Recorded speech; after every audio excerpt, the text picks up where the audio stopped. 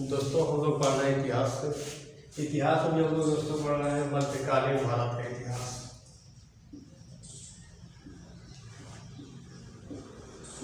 मध्यकालीन भारत का इतिहास। दोस्तों इससे पिछले वाले वीडियो में हम लोगों ने पढ़ा था कि इस्लाम धर्म का उदय कैसे हुआ था, कहाँ हुआ था।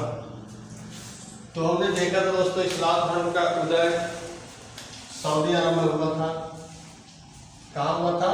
सऊदी अरब, अरब देश में। आप कह सकते हैं कहाँ? अरब देश में हुआ था। तो इस्लाम धर्म का उदय दोस्तों कहाँ हुआ था? अरब देश में हुआ था।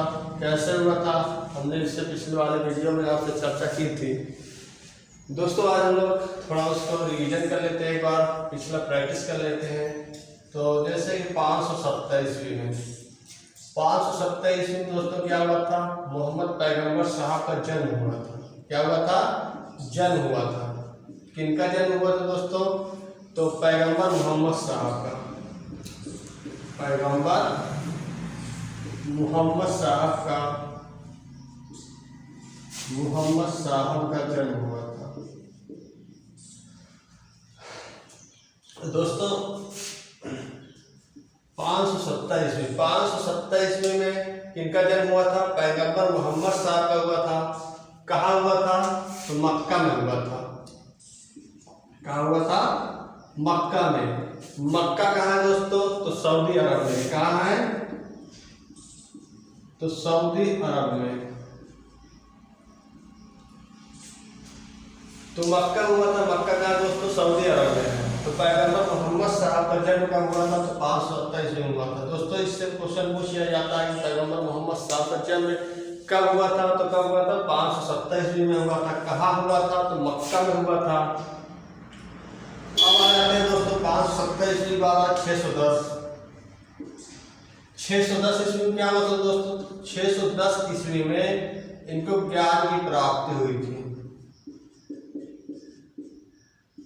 ज्ञान प्राप्त हुई थी। कहाँ हुआ था दोस्तों? तो मक्का में हुआ था। कहाँ?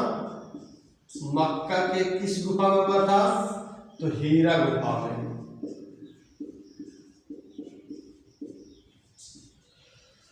तो दोस्तों ये आपको समय याद रखना है। इसमें कैसे क्वेश्चन बनाएगा कि इनको ज्ञान कब प्राप्त हुआ था? तो 610 ईस्वी में हुआ था। कहाँ हुआ था? तो मक्का में हुआ था। मक्का किस जगह हुआ था? तो हीरा गुफा में हुआ था। किस गुफा में? हीरा गुफा में हुआ था। अब आ जाते हैं दोस्तों 622 ईस्वी में। 622 ईस्वी में हमने बताया था कि ये क्या किए थे? मक्का से मदीना की यात्रा किए थे दोस्तों। क्या किए थे? मक्का से मदीना गए थे। मक्का से मदीना क्यों गए थे? हमने बताया था कि इनका मक्का में काफी विरोध भी हुआ था। जब काफी विरोध बढ़ा तो ये मक्का से कहाँ चले गए? मदीना चले गए। और मक्का से कहाँ चले गए? मदीना चले गए। तो मक्का से मदीना की यात्रा 622 ईस्वी में मक्का से मदीना गए। कहाँ से? मक्का से मदीना गए। इसी को 622 ईस्वी में इस्लाम जगत में मक्का से मदीना की यात्रा को इस्लाम जगत में क्या कहा जाता है? तो हिजारत कहा जाता है दोस्तों। क्या कहा जाता है? हिजारत। मक्का से मदीना की यात्रा को इस्लाम जगत में क्या कहा जाता है? हिजारत कहा जाता है। और 622 ईस्वी में ही दोस्तों 622 ईस्वी में ही जब मक्का से मदीना की यात्रा गए थे 622 ईस्वी में इनका इस्लामिक कैलेंडर लागू होता है। इस्लामिक कैलेंडर जिसे हम लोग क्या कहते हैं? हिजरी संवत। इनके इस्लामिक कैलेंडर का क्या नाम है? हिजरी संवत। तो जब मक्का से मदीना, जिस साल ये मक्का से मदीना गए थे उसी साल इनका क्या होता है? इस्लामिक कैलेंडर चालू होता है। क्या चालू होता है दोस्तों? इस्लामिक कैलेंडर, जिसे क्या कहा जाता है? हिजरी संवत कहा जाता है। क्या कहा जाता है? हिजरी संवत कहा जाता है। अब दोस्तों इसके बाद अब आइए क्या 632 ईस्वी। 632 ईस्वी में क्या होता है? हमने इसके पिछले वाले वीडियो में इस सब के बारे में विस्तार से पढ़ा है। बस हम लोग क्या कर रहे हैं, इसकी प्रैक्टिस कर रहे हैं एक बार। और 632 ईस्वी में क्या हुआ था, तो 632 ईस्वी में इनकी मृत्यु हुई थी। क्या हुई थी? मृत्यु। कहाँ हुई थी? तो दोस्तों मदीना में हुई थी। कहाँ हुई थी? मदीना में। जब मक्का से मदीना चले गए तो फिर वो वापस मक्का नहीं आए, फिर वहीं ये रहे, वहीं यहाँ इस्लाम धर्म का प्रचार प्रसार करते हुए इनकी क्या 632 ईस्वी में उनकी डेथ हो गई। ठीक दोस्तों, तो इनकी डेथ के बाद इनकी डेथ के बाद क्या हुआ, इनकी सबसे प्रथम प्रिय शिष्य कौन थे? प्रथम शिष्य दोस्तों, प्रथम शिष्य कौन थे? तो प्रथम शिष्य इनके थे दोस्तों, कौन थे? तो प्रथम शिष्य अली। कौन थे दोस्तों? तो अली थे। इनके प्रथम शिष्य अली थे, जो कि इनके क्या थे? दामाद थे। क्या थे दोस्तों? दामाद थे। इनके प्रथम शिष्य अली थे, जो कि क्या थे? इनके दामाद थे। और दोस्तों अगला क्या आ जाता? अगला पॉइंट क्या आ जाता? और उनके मृत्यु के बाद 632 ईस्वी में जब इनकी मृत्यु हो गई तो दोस्तों एक पद बनाया गया। क्या बनाया गया? खलीफा का पद। क्या बनाया गया? खलीफा। खलीफा क्या होते थे दोस्तों? खलीफा जो होते थे वो पैगंबर मोहम्मद साहब के उत्तराधिकारी कहलाते थे। क्या कहलाते थे? उत्तराधिकारी कहलाते थे। और इस्लाम जगत के धार्मिक गुरु, इस्लाम जगत के धार्मिक गुरु होते थे ये खलीफा। और राजनीतिक प्रशासक होते थे। क्या होते थे? और राजनीतिक प्रशासक होते थे। जो खलीफा थे ये पैगंबर मोहम्मद साहब के उत्तराधिकारी होते थे और धार्मिक गुरु होते थे और राजनीतिक प्रशासक होते थे। जब दोस्तों 632 ईस्वी जब मोहम्मद साहब की मृत्यु हुई तो थोड़ा इस्लाम धर्म में विवाद हुआ। विवाद ये हुआ कि पहला शिष्य खलीफा किससे बनाया जाए दोस्तों, क्योंकि पहले शिष्य तो अली थे। प्रथम शिष्य अली आएगा, प्रथम शिष्य पूछेगा तो अली दोस्तों, जो कि इनकी क्या धर्म क्या हुआ, यहाँ थोड़ा विवाद हुआ कि खलीफा किसे बनाया गया। तो दोस्तों ध्यान रखना, खलीफा किसे बनाया गया था? पहला खलीफा अबू बकर को बनाया गया था। किसे बनाया गया था? पहला खलीफा अबू बकर को बनाया गया था। किसे बनाया गया था दोस्तों? अबू बकर को। इतना आप ध्यान रखिएगा, पहला खलीफा अबू बकर को बनाया गया था। तो दोस्तों पहला खलीफा किसे बनाया गया था? तो अबू बकर को बनाया गया था। उसके बाद अबू बकर के बाद कौन बना? अबू बकर के बाद कौन बना दोस्तों? उमर बने। अबू बकर ये पहले खलीफा थे। उसके बाद इनके बाद कौन बना? तो दूसरे नंबर पे खलीफा कौन थे? उमर बने। उमर के बाद दोस्तों कौन बना? तो उस्मान बने। उस्मान खलीफा बने। तीसरे नंबर पे उस्मान खलीफा बने। और चौथे नंबर पे कौन बने दोस्तों? तो अली बने। पहले नंबर पर अबू बकर खलीफा बने, दूसरे नंबर पर उमर बने, तीसरे नंबर पर उस्मान बने और चौथे नंबर पर कौन बने दोस्तों? तो अली बने। यहाँ थोड़ा ध्यान रखने वाली बात यह दोस्तों, पहला खलीफा किसे बनाया गया था? तो यहाँ काफी कंफ्यूजन आ जाती है, बच्चे इसमें अली टिक करते हैं, लेकिन पहला खलीफा अबू बकर को बनाया गया था, ना कि अली को। अली इनके प्रथम शिष्य थे, जो कि इनके क्या थे? दामाद थे। पहला खलीफा किसे बनाया गया? अबू बकर को। खलीफा क्या होते थे? खलीफा मोहम्मद साहब के क्या होते थे? धार्मिक गुरु और राजनीतिक प्रशासक होते थे। पहला अबू बकर को खलीफा बनाया गया, उसके बाद उमर को, उस्मान को, अली को। जब अली को खलीफा बनाया गया तो दोस्तों यहाँ विवाद थोड़ा और बढ़ा। विवाद क्या हुआ? यहाँ इस्लाम धर्म का विभाजन हो गया। क्या हुआ? इस्लाम धर्म का विभाजन। दोस्तों दिख रहा है आप लोगों को? तो यहाँ थोड़ा हम ऊपर इरेज करेंगे इसे। तो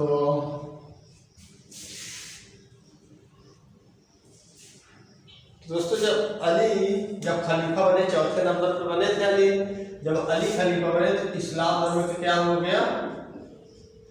इस्लाम धर्म का विभाजन हो गया। क्या हो गया दोस्तों? विभाजन हो गया। विभाजन क्या हुआ? दो भागों में विभाजित हो गए इस्लाम धर्म। पहला क्या था? शिया। एक क्या कहना है? शिया। और दूसरे किस तरह में विभाजित हुआ? सुन्नी। दोस्तों हमने इससे पिछले वाले वीडियो में बात किया था कि शिया कौन होते हैं, सुन्नी कौन होते हैं। तो शिया जो होते थे वो 15 से 20% जो मुसलमान जो अली को पहला खलीफा मानते थे, जो 15 से 20% मुसलमान जो अली को पहला खलीफा मानते थे वो क्या कहलाए, शिया कहलाए। और जो 80 से 85% जो अबू बकर को पहला खलीफा मानते थे वो क्या कहलाए, सुन्नी कहलाए। जो अली को पहला खलीफा मानते थे वो क्या कहलाए दोस्तों, शिया कहलाए। और जो सुन्नी को 80 से 85% मुसलमान मानते थे वो क्या कहलाए, सुन्नी कहलाए। अबू बकर को जो मानते थे। इतनी बात समझ में आई। जब अली चौथे खलीफा बने तो इस्लाम धर्म का विभाजन हो गया। जो 15 से 20% लोग अली को पहला खलीफा मानते थे वो शिया कहलाए। जो 80 से 85% लोग अबू बकर को पहला खलीफा मानते थे वो क्या कहलाए दोस्तों, सुन्नी कहलाए। और दोस्तों आगे बात करते हैं, आगे क्या हुआ 680 ईस्वी में। दोस्तों 680 ईस्वी में ये ध्यान रखना, 680 ईस्वी में करबला का युद्ध होता है। किसका युद्ध होता है, करबला का युद्ध। दोस्तों 680 ईस्वी में क्या होता है, करबला का युद्ध होता है। करबला के युद्ध में क्या हुआ था दोस्तों, इसमें हुआ क्या था कि अली के एक पुत्र हुसैन थे। कौन थे, हुसैन। अली के एक पुत्र, हमने इसे पिछले वाले वीडियो में बताया था कि अली के एक पुत्र हुसैन थे। करबला का युद्ध हुआ किसके बीच था, तो करबला का युद्ध हुसैन और बगदाद के शासक के बीच हुआ था। किसके बीच हुआ था, बगदाद का इराक में है। तो करबला का युद्ध हुसैन और बगदाद के शासक के बीच में हुआ था। दोस्तों हुआ क्या था कि जो हुसैन, जो अली पुत्र हुसैन थे वो खलीफा बनने के प्रमुख दावेदार थे, लेकिन जो बगदाद का शासक था वो नहीं चाहता था कि हुसैन खलीफा बने। तो उन्होंने क्या किया, शियाओं से संदेश पहुंचाया कि हमें हुसैन को जरूरी बात करनी है।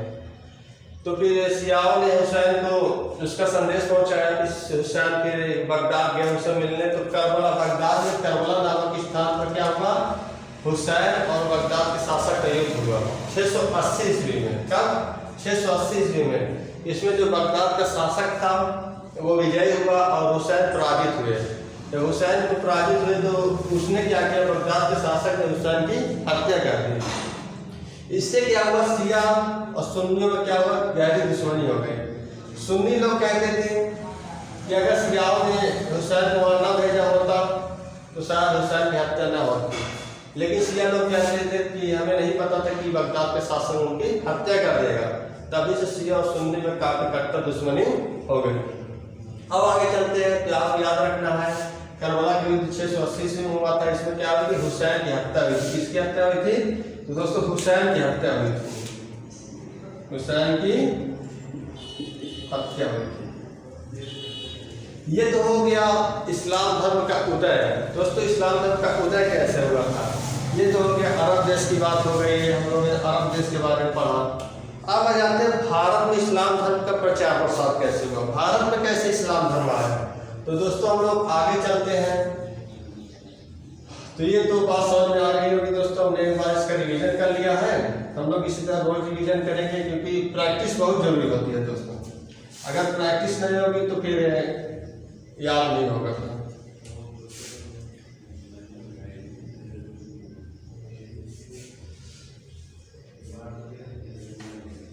आवाज अब आ जाते हैं दोस्तों, क्या हुआ भारत में इस्लाम धर्म कैसे आया। भारत में इस्लाम धर्म, भारत में इस्लाम धर्म। दोस्तों भारत में इस्लाम धर्म कई कारणों से आया। भारत में इस्लाम धर्म, तो दोस्तों भारत में इस्लाम धर्म कई कारणों से है। कई कारण थे भारत में इस्लाम धर्म आने के। पहला कारण था कि अरब व्यापारी, यहाँ क्या होता था, अरब व्यापारी यहाँ आते थे, व्यापार करते थे। भारत और अरब के बीच व्यापार होता था तो अरब व्यापारी यहाँ आया करते थे व्यापार करने। तो पहला कारण यह था कि अरब व्यापारी। और जो दूसरा कारण क्या था, ईरानी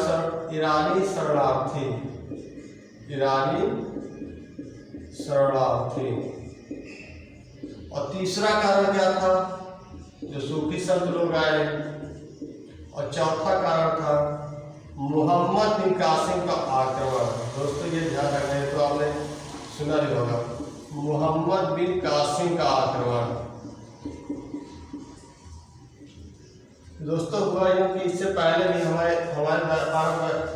अरब देश के साथ व्यापार होता था। तो दोस्तों ये क्या करते थे पश्चिमोत्तर भारत में, आपको पता है कि पश्चिमोत्तर भारत से हमारा अरब देश के साथ व्यापार होता था। पश्चिमोत्तर भारत क्या दोस्तों, तो आज के जो पाकिस्तान क्षेत्र है, जो पाकिस्तान क्षेत्र है, जैसे सिंध हो गया, पंजाब हो गया, मुल्तान हो गया, ये सब पहले हिंदुस्तान का हिस्सा थे। तो वहीं से अरब देश के व्यापारियों से हमारा व्यापार हुआ करता था। तो जितने भी अरब देश के व्यापारी थे वो पश्चिमी भारत से व्यापार किया करते थे। तो ये लोग क्या करते थे, ये लोग आते थे यहाँ, क्योंकि हिंदू शासन था उस समय, तो अरब व्यापारी आते थे तो यहाँ एक दिन में तो वापस हो नहीं जाते थे। तो यहाँ ये लोग क्या करते थे, यहाँ बस्ती बना के रहते थे। इनको राजा लोग क्या कर देते थे, जमीन दे देते थे, तो यहीं ये लोग क्या करते थे, बस्ती बना के रहते थे। अब बस्ती बना के रहते रहेंगे तो ये लोग घूमने भी जाते रहेंगे भारत के आसपास क्षेत्रों में। तो इनसे लोग क्या हुए, इनसे लोग मिलते जुलते थे। तो ये लोग क्या करते थे, अरब व्यापारी इस्लाम के बारे में बताते थे, इस्लाम के बारे में बताते थे, कैसे इस्लाम में क्या होता है, कैसे इसमें नमाज पढ़ी जाती है, इस्लाम के अच्छाई के बारे में बताते थे। तो क्या हुआ, जो आसपास के वहाँ जो बस्ती के आसपास के लोग रहते थे, कुछ लोगों ने इस्लाम धर्म को कबूल भी कर लिया, कुछ लोगों ने इस्लाम धर्म को अपना भी लिया। तो एक तो हो गया अरब व्यापारी आते थे, तब इस्लाम धर्म का प्रचार हुआ। दूसरा क्या हुआ दोस्तों, लगभग 900 ईस्वी के पास क्या हुआ, ईरानी शरणार्थी तुर्क देश के जो कबीले थे वो लोग क्या करते थे, ईरान पर आक्रमण किया करते थे। तुर्क देश के कबीले ईरान पर क्या किया करते थे दोस्तों, आक्रमण किया करते थे। जो तुर्क देश के कबीले थे वो ईरान पर आक्रमण किया करते थे।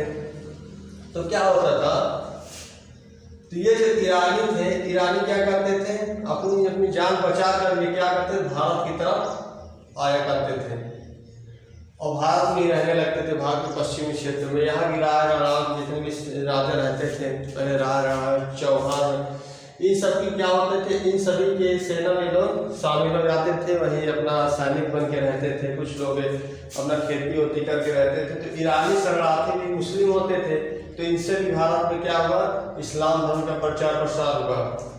दोस्तों फिर सूफी संत लोग आए, जैसे यहाँ संत महात्मा होते हैं, तो ये सूफी दूसरे में संत महात्मा होते हैं इस्लाम धर्म में, ये लोग भी भारत में आए, इन्होंने भी गाय के माध्यम से भारत में इस्लाम धर्म का प्रचार किया। तो ये हो गया इसके माध्यम से। सबसे महत्वपूर्ण और इम्पोर्टेंट है मोहम्मद बिन कासिम। मोहम्मद बिन कासिम के आगमन सबसे ज्यादा यहाँ इस्लाम धर्म का प्रचार हुआ। तो अब दोस्तों हम लोग हेडिंग डालेंगे अरब देश का आक्रमण, अरब का भारत पर आक्रमण।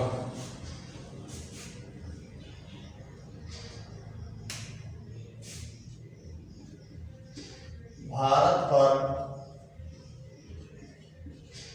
अरब का आक्रमण। अब देखिए दोस्तों, भारत पर अरब का आक्रमण। दोस्तों मोहम्मद बिन कासिम 712 ईस्वी में भारत पर अटैक करता है। कब अटैक करता है? 712 ईस्वी में भारत पर अटैक करता है। लेकिन इससे पहले भी दोस्तों कई अरब देश के जो सुल्तान हुआ करते थे, राजा हुआ करते थे, इन्होंने भारत पर अटैक करने की कोशिश की थी, लेकिन वो असफल रहे थे। जैसे 636 ईस्वी में मुंबई के थाने में, कहा मुंबई के थाने में इन्होंने अटैक किया था। इससे पहले भी कई बार अटैक किए, लेकिन वो सफल नहीं हुए। वो यहाँ अधिकार करने में, भारत पर अधिकार करने में सफल नहीं हुए। 636 ईस्वी से लेकर 712 ईस्वी तक ये लोग कई बार अटैक कर चुके थे, लेकिन ये लोग क्या हुए, सफल नहीं हुए। क्यों? ये लोग क्यों भारत पर अटैक करते थे? क्योंकि जो भारत जो इनका व्यापार होता था वो समुद्र के रास्ते से होता था। जैसे आप पश्चिमी तट पे देखेंगे, पश्चिमी तट पे तो देखते हैं समुद्र का रास्ता है, तो इनका समुद्र के रास्ते से व्यापार हुआ करता था। अगर दोस्तों अगर इनका कहीं अधिकार जैसे मुंबई हो गया, गुजरात हो गया, और उधर दोस्तों अगर सिंध क्षेत्र में हो जाता है कब्जा, तो क्या होता था, इनके व्यापार के लिए केंद्र बन जाता था, फिर वहीं से लोग अपना व्यापार कर सकते थे। लेकिन ऐसा नहीं हो पाता, क्योंकि जितनी भी बार आक्रमण करते, जितनी बार भी आक्रमण करे उतनी बार ये क्या हुए, असफल हुए। अब हुआ ये कि मोहम्मद बिन कासिम का आक्रमण क्यों हुआ, मोहम्मद बिन कासिम ने आक्रमण यहाँ क्यों किया, तो दोस्तों इसके बारे में थोड़ा समझिए।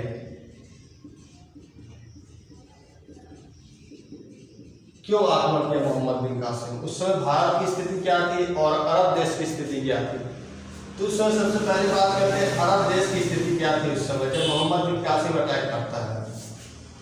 तो उस समय होता क्या है, जो खलीफा का पद था दोस्तों, खलीफा का पद था वो कहाँ था, वो दोस्तों बगदाद में था। कहाँ था, बगदाद में। बगदाद कहाँ है, इराक में है। तो जो खलीफा का पद था वो कहाँ था, बगदाद में था। और वहाँ का यही खलीफा के एक गवर्नर, क्योंकि ये खलीफा काफ़ी राजनीतिक प्रशासक होते थे, तो इनकी बात वहाँ जो गवर्नर जो सुल्तान होते थे वो मानते थे। मतलब एक तरीके से एक पूरा शासन चलाते थे, जितने भी अरब देश के लोग थे यही खलीफा शासन चलाते थे। खलीफा जिनका एक गवर्नर हुआ करता था, कौन था, अल हज्जाज। अल हज्जाज, अल हज्जाज जो कि बगदाद का शासक था। कहाँ का शासक था, बगदाद का गवर्नर था। तो वह ये दोस्तों कि इनका व्यापार है श्रीलंका से हुआ करता था, भारत से हुआ करता था। एक बार हुआ ये, उस समय क्या हुआ, सिंध के बारे में मुझे कहते हैं, तो सिंध भारत में, क्योंकि इस समय पाकिस्तान में सिंध जो कि इसका एक तट सिंध का एक क्षेत्र में हुआ करता था, कराची। तो सिंध का उस समय राजा कौन था, दाहिर था। कौन था, सिंध का राजा कौन था, दाहिर, जो कि किस वंश का शासक था, ब्राह्मण वंश का शासक था। किस वंश का शासक था, ब्राह्मण वंश।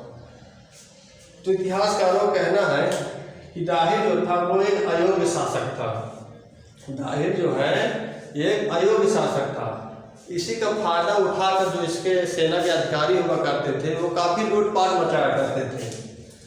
तो एक बार हुआ कि एक बार श्रीलंका से इनका जो अरब देश का जो जहाज था, नाव थी, श्रीलंका से ये सामान लेकर जा रहे थे, अरब देश जा रहे थे।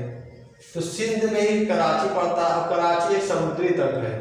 तो वही क्या हुआ, ये दाहिर के जो सैनिक थे, जो सैनिक अधिकारी थे, उन्होंने क्या कर दिया, इस जहाज को लूट लिया। जब लूट लिया, अब हुआ क्या, जब इसने लूट लिया, दाहिर को नहीं पता था कि उन्होंने लूट लिया, क्योंकि ये दाहिर तो एक अयोग्य शासक था, इसको पता ही नहीं था कि सेना के अधिकारी क्या कर रहे हैं, बताया भी नहीं। इन्होंने लूट लिया सैनिक अधिकारियों ने। जब ये खबर अल हज्जाज को लगी, जब खलीफा को लगी, तब इन्होंने क्या किया, ये काफी नाराज हुए। इन्होंने अपना संदेश पहुंचवाया, किसके पास पहुंचवाया, दाहिर के पास पहुंचवाया। और दाहिर से कहा कि आपने हमारी नाव को क्यों लूटी, कारण क्या है, और जितना भी सामान आपने लूटा है, जहाज जो लूटी है, पूरा सामान वापस कीजिए और जितना हमें नुकसान हुआ उसका मुआवजा दीजिए।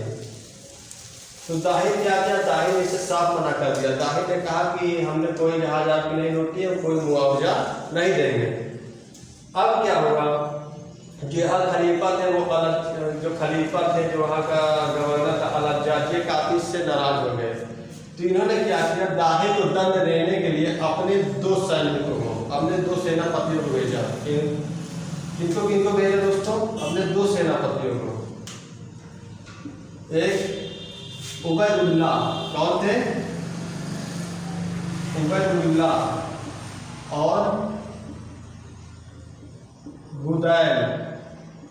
उबैदुल्लाह और बुदैल, इन दो सेनापतियों को सिंध पर आक्रमण करने के लिए भेजा। जब ये दोनों सेना लेकर आए, सिंध पर अटैक किए, तो दाहिर और दाहिर का पुत्र था, कौन था, दाहिर का पुत्र जय सिंह।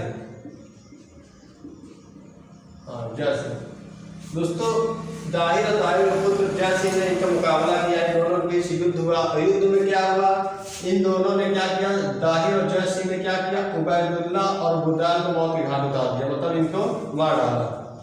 जब मार डाला तो ये जब बात अल हज्जाज को पता चली, तो अल हज्जाज क्या हुआ, गुस्से में और गुस्से में आ गया। इसने क्या किया, इसने अल हज्जाज ने इस बार किसको भेजा, 712 ईस्वी में। कब, 712 ईस्वी में। 712 ईस्वी में अपने भतीजे व दामाद जो मोहम्मद बिन कासिम को भेजा, अपने भतीजे व दामाद किसको भेजा? कासिम को भारत का अटैक करने के लिए भेजा सिंध पर। और कासिम आते हैं भारत पर, सिंध पर आक्रमण करते हैं और आक्रमण करने में क्या होते हैं? सफल होते हैं।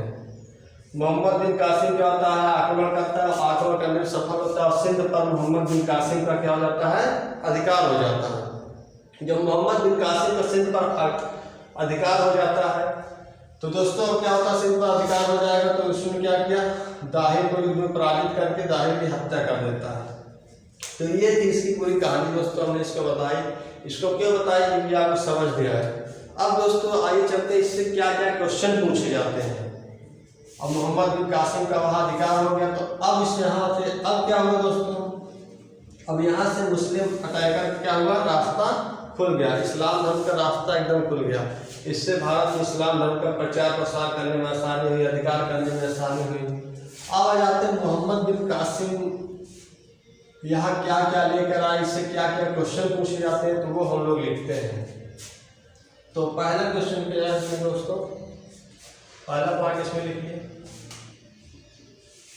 तो भारत पर लिखते रहिए एक एक पॉइंट। भारत पर आक्रमण करने वाला, भारत पर सफल आक्रमण करने वाला, भारत पर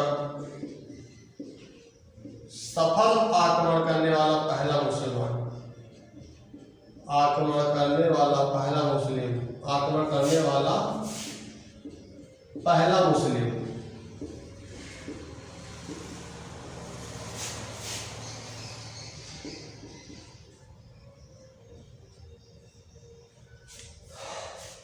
देखिए कि दोस्तों यहाँ भारत, यहाँ समझिए भारत में सफल आक्रमण करने वाला पहला मुस्लिम, मतलब इससे पहले मुसलमानों ने भारत पर अटैक किया था।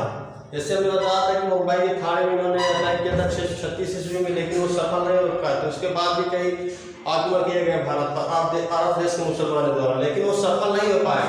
तो आप अगर पूछे भारत पर सफल आक्रमण करने वाला पहला मुस्लिम कौन था, तो वो कौन था? मोहम्मद बिन कासिम था। कौन था? मोहम्मद बिन कासिम। हम लोग मोहम्मद बिन कासिम के बारे में पढ़े दोस्तों। भारत पर सफल आक्रमण करने वाला पहला मुस्लिम मोहम्मद बिन कासिम था। कौन था? मोहम्मद बिन कासिम।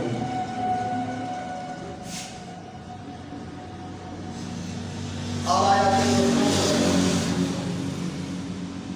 जजिया कर। जजिया कर तो आपने सुना ही होगा।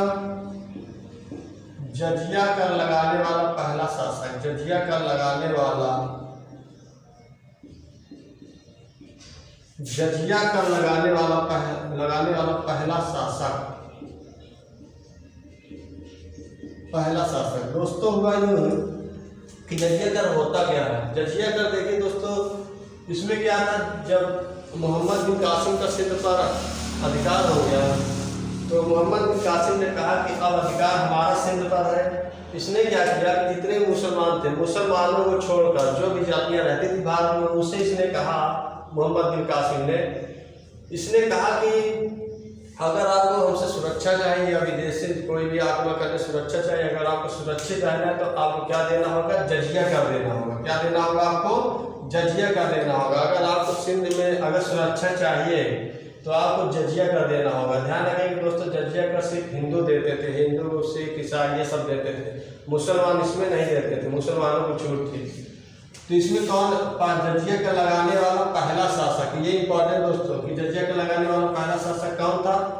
मोहम्मद बिन कासिम। कासिम लिख देते हैं, आप समझ जाइएगा। और किसको किसको इसमें छूट थी? कौन कौन जजिया का नहीं देगा? तो इसमें किसको किसको छूट थी दोस्तों? तो विधवाओं को छूट थी। जो विधवा औरतें थी इनको छूट थी, वो जजिया का नहीं देते थे। और विकलांगों को छूट थी,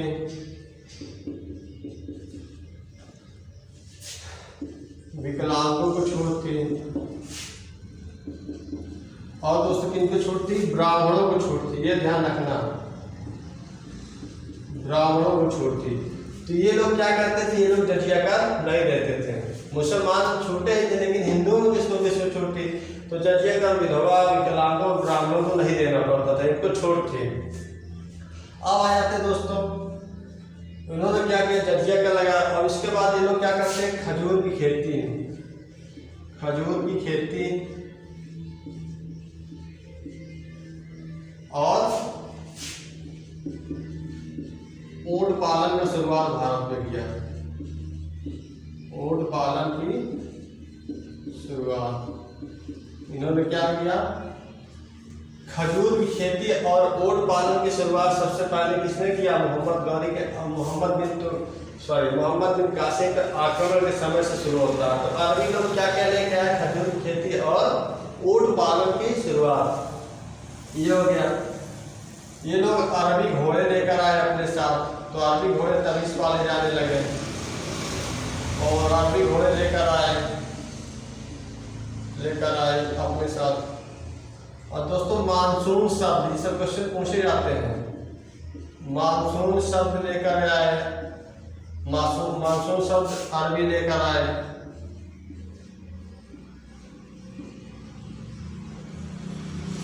और क्या था दोस्तों, मानसून शब्द अरबी लेकर आए। उसके बाद क्या था,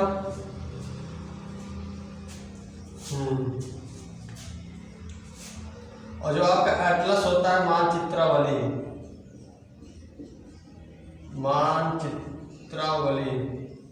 मानचित्रावली जो आपका एटलस होता है, सबसे पहले बनाने का श्रेय किसे जाता है, मानचित्रावली बनाने का श्रेय अरबियों को जाता है।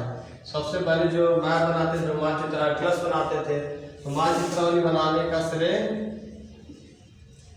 अरबियों को जाता है, श्रेय अरबी लोगों को जाता है। और दोस्तों इसमें क्या था, जो सिंध पर आक्रमण करने की जानकारी, जो सिंध विजय की जानकारी जो मोहम्मद बिन कासिम ने आक्रमण किया था, ये किस ग्रंथ से प्राप्त होता है, तो सिंध विजय की जानकारी किससे प्राप्त होता है, किस ग्रंथ से, सिंध विजय की जानकारी, सिंध विजय की जानकारी चचनामा से प्राप्त होता है। किससे प्राप्त होता है दोस्तों, तो चचनामा से, ये आपको ध्यान रखना है। जो सिंध विजय की जानकारी जो प्राप्त होती है वो किससे प्राप्त होती है, चचनामा एक ग्रंथ है उससे प्राप्त होती है। सिंध विजय की जानकारी किससे प्राप्त होती है दोस्तों, तो चचनामा से प्राप्त होती है। दोस्तों इसको नोट करिए।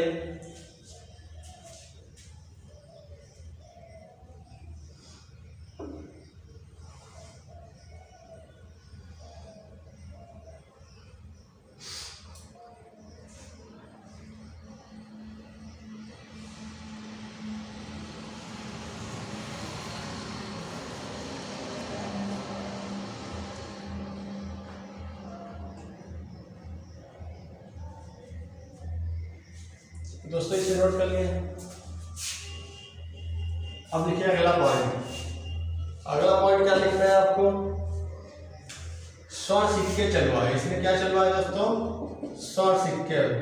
ये पहला, इससे पहले भी चलवाए जा चुके हैं, लेकिन ये पहला मुसलमान था मोहम्मद बिन कासिम जिसने क्या चलवाया, स्वर्ण सिक्के चलवाए।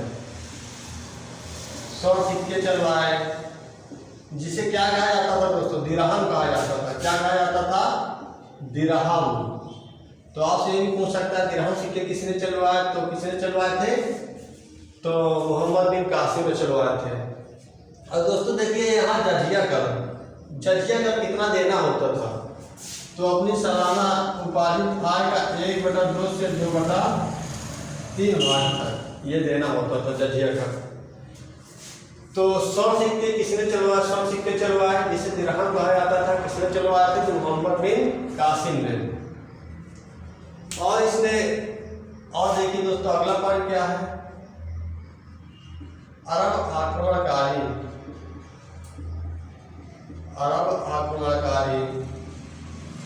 बोलन दर्रे से आए। किस दर्रे से आए, बोलन दर्रे, जो कि पाकिस्तान के बलूचिस्तान क्षेत्र में है। इस क्षेत्र में पाकिस्तान के बलूचिस्तान क्षेत्र में है। तो अरब आक्रमणकारी बोलन दर्रे से भारत आए, बोलन दर्रे से भारत आए। तो ये आपको याद रखना दोस्तों, ये पूछ लेता है कि किस दर्रे से भारत आए, तो अरब आक्रमणकारी किस दर्रे से भारत आए, बोलन दर्रे से भारत आए। अब अगला आ जाता है दोस्तों, क्या बताता है,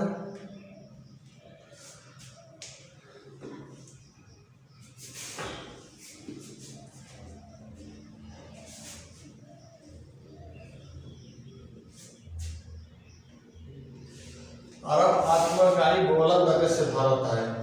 अगला पॉइंट क्या हो जाता है दोस्तों,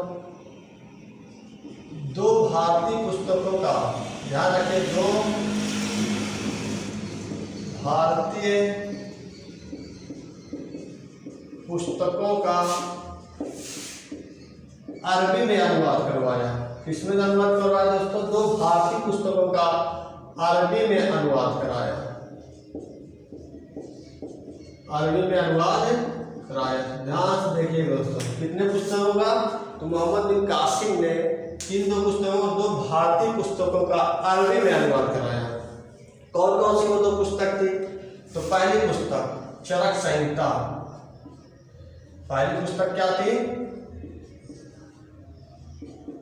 जो आयुर्वेदिक किताब है, चरक संहिता।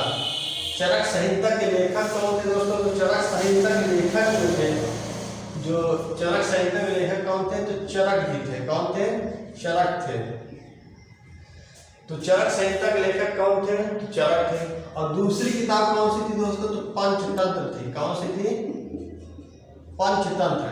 तो पंचतंत्र को किसने क्या करवाया था, अरबी भाषा में अनुवाद करवाया था। तो इसके कौन थे, विष्णु शर्मा। इसके लेखक कौन थे, विष्णु शर्मा। तो दोस्तों हमने इतने पॉइंट देखे, इसी क्वेश्चन पूछे जाएंगे। ये इंपॉर्टेंट पॉइंट तो इसे याद रखिएगा। हमने बताया कैसे यहाँ पर इस्लाम धर्म का उदय हुआ, कैसे इस्लाम धर्म भारत में आया, और अरब आक्रमणकारी कब भारत पर अटैक किए, मोहम्मद बिन कासिम कौन था। तो यह एक पॉइंट और भी ध्यान रखिए, मोहम्मद बिन कासिम 712 ईस्वी से 714 ईस्वी तक रहा, 2 सालों तक भारत में रहा। उसके बाद 715 ईस्वी में इसे बगदाद बुला लिया गया। तो 2 साल तक इसे भारत में रहा, कि इसने ये सारे काम करवाया भारत में। तो दोस्तों मुझे उम्मीद है कि आप लोग समझ में आया होगा, अच्छी क्लास भी लगी होगी। तो दोस्तों अगर क्लास आप लोगों को अच्छी लगी तो आप लोग दोस्तों इसको शेयर करिए, शेयर करिए, सब्सक्राइब करिए और लाइक करिए। दोस्तों शेयर जरूर करिए, क्योंकि बहुत मेहनत से ये सब आप लोग को पढ़ाया जा रहा है। ठीक है, थैंक यू दोस्तों।